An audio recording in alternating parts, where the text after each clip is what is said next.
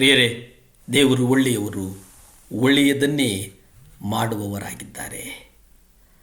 ಹಳೆಯ ಒಡಂಬಡಿಕೆಯಲ್ಲಿ ನಂಬಿಕೆಗೆ ಮಹತ್ವ ಇರಲಿಲ್ಲ ಎಂಬುದಾಗಿ ಕೆಲವು ತತ್ವಶಾಸ್ತ್ರಜ್ಞರು ಹೇಳುವುದನ್ನು ನಾವು ಕೇಳಿದ್ದೇವೆ.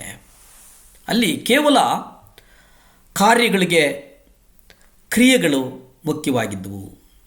ಯಾಕೆ ಈ ಮಾತನ್ನು ಅನೇಕರು ಹೇಳ್ತಾರಂದರೆ, ಮೋಶೆಯ ಧರ್ಮಶಾಸ್ತ್ರವು ದೇವರನ್ನು ನಂಬುವುದರ ಬಗ್ಗೆ ಏನನ್ನೂ ಹೇಳಿಲ್ಲ.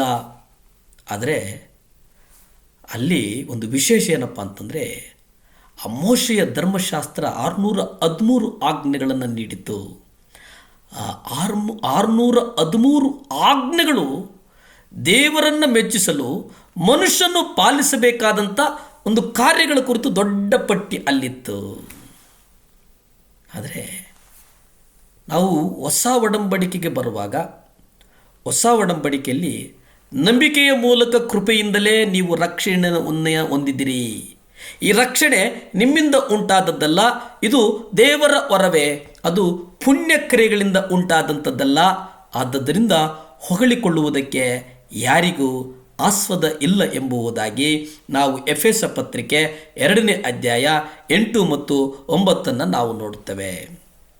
ನಂಬಿಕೆಯ ಮೂಲಕ ಕೃಪೆ, ಆ ಕೃಪೆಯಿಂದ ರಕ್ಷಣೆ, ಇವೆಲ್ಲವೂ ಕೊಟ್ಟಂಥದ್ದು ದೇವರ ದಾನವೇ. ಆ ರಕ್ಷಣೆ ನಿಮ್ಮಿಂದ ಉಂಟಾದಂಥದ್ದಲ್ಲ, ಆ ರಕ್ಷಣೆ ದೇವರಿಂದ ಉಂಟಾದಂಥದ್ದು. ಅದು ಕ್ರಿಯೆಗಳಿಂದ ಉಂಟಾದಂಥದ್ದಲ್ಲ, ಅದು ಹೊಗಳಿಕೊಳ್ಳುವುದಕ್ಕೆ ಯಾರಿಗೂ ಆಸ್ಪದವಿಲ್ಲ ಎಂಬುದಾಗಿ ನಾವು ಸ್ಪಷ್ಟವಾಗಿ ಹೊಸ ಒಡಂಬಡಿಕೆಯಲ್ಲಿ ನಾವು ನೋಡ್ತೇವೆ. ಅಂದರೆ ಇಲ್ಲಿ ಆಲೋಚಿಸುವಂಥದ್ದು ಬಹಳ ಮುಖ್ಯ. ಸತ್ಕಾರ್ಯಗಳಿಂದಾಗಿ ಒಬ್ಬ ವ್ಯಕ್ತಿ ತನ್ನ ಕಾರ್ಯಗಳ ಬಗ್ಗೆ ಹೆಮ್ಮೆ ಪಡಬಹುದು, ಆದರೆ ಹೊಸ ಒಡಂಬಡಿಕೆಯು ನಿಜವಾಗಿ ಏನನ್ನು ಕಲಿಸ್ತದೆ ಅನ್ನುವುದನ್ನು ನಾವು ಗ್ರಹಿಸುವುದಾದರೆ, ಸತ್ಯವೇದದ ಒಂದೇ ವಚನದಿಂದ ಸಂಪೂರ್ಣ ಸತ್ಯವನ್ನು ಕಂಡುಕೊಳ್ಳುವುದಕ್ಕೆ ಸಾಧ್ಯವಿಲ್ಲ.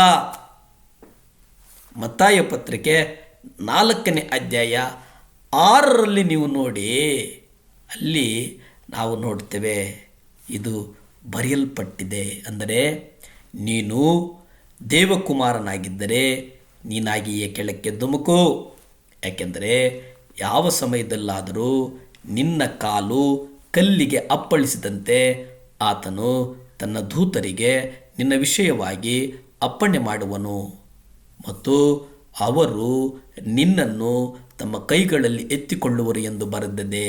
ಅಂದರೆ ಈ ವಚನಗಳ ಉಲ್ಲೇಖದ ಆಧಾರದಲ್ಲಿ ನಾವು ನೋಡುವುದಾದರೆ, ಇಲ್ಲಿ ಕರ್ತನು ಸೈತಾನನೊಟ್ಟಿಗೆ ಮುಖಾಮುಖಿಯಾಗಿ ನಡೆಸುವಂತಹ ಒಂದಷ್ಟು ವಾಗ್ವಾದಗಳು ಉಂಟಲ್ಲ, ಆ ಮಾತುಕತೆಗಳಲ್ಲಿ ಕಡೆಗೆ ಸೈತಾನನೇ ಸೋಲನ್ನು ಅನುಭವಿಸುವಂಥದ್ದನ್ನು ನಾವು ನೋಡ್ತೇವೆ.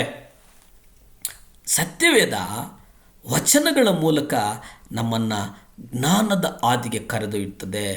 ಎಫೆಸದಲ್ಲಿ ಬರೆದಂಥ 2ನೇ ಅಧ್ಯಾಯದಲ್ಲಿ ನಾವು ನೋಡುವುದಾದರೆ, ಅಲ್ಲಿ ಸಮತೋಲನವನ್ನು ನಾವು ನೋಡ್ತೇವೆ.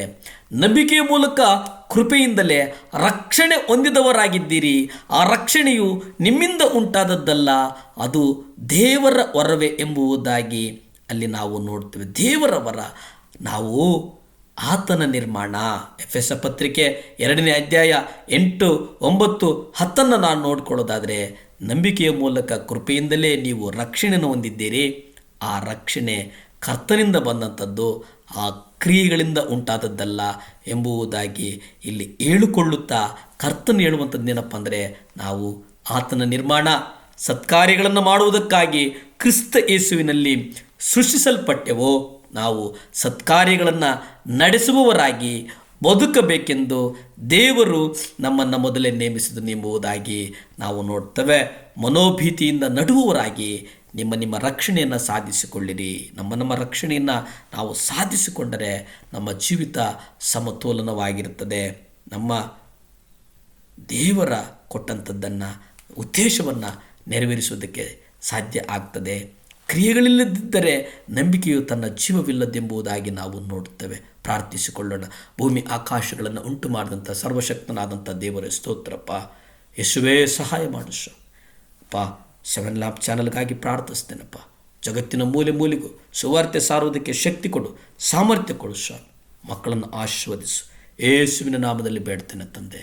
ಆಮೇನ್, ಆಮೇನ್. ಹಲ್ಲೆಲೂಯಾ.